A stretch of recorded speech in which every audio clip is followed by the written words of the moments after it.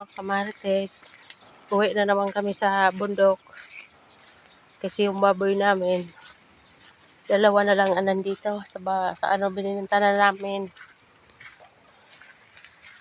kaya doon na kami sa baba naman matutulog.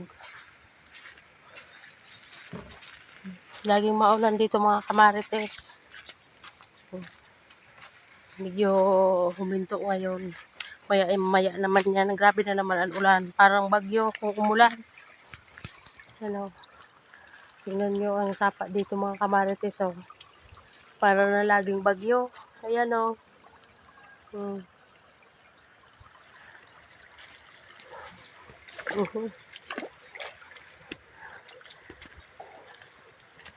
Dati na naman nagawi namin mga kamarites.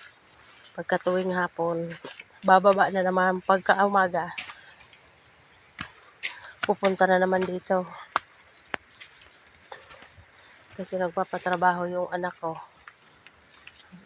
Nagsasaing dito, nagluluto dito sa bundok. Ayan mga kamarites, oh. Kaya baka ubusin na dito ng sawa yung mga manok namin. Papakita ko sa inyo mga kamarites yung sawa na videohan ko nung isang gabi.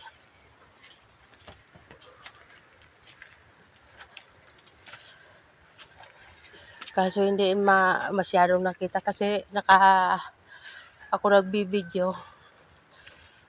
Hawak ko pa yung flashlight. Pero kita naman mga kamarites yung sawa. Ang laki nandiyan kasi may kinain ng isang manok. Ay, nakakapagod mga kamarites umakyat. Laki ng dyan ang sawa kasi kinain yung isang manok.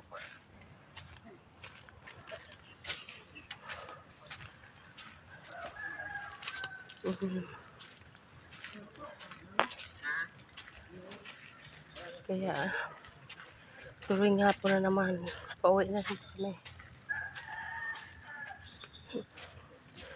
Pauwi na naman kami na tuwing hapon. Mamaya i-upload ko mga kamarites yung para makita nyo yung sawa.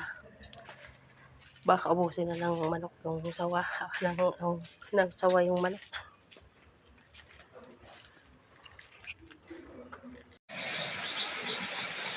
Yan mga kamarites, nakita nyo yung sawa. Ang laki ng sawa. Ayan kasi nag-aano yung mga manok, oh. Nagbibirik na, go. Go. Nagbibirik na. Ayan mga kamarites, oh.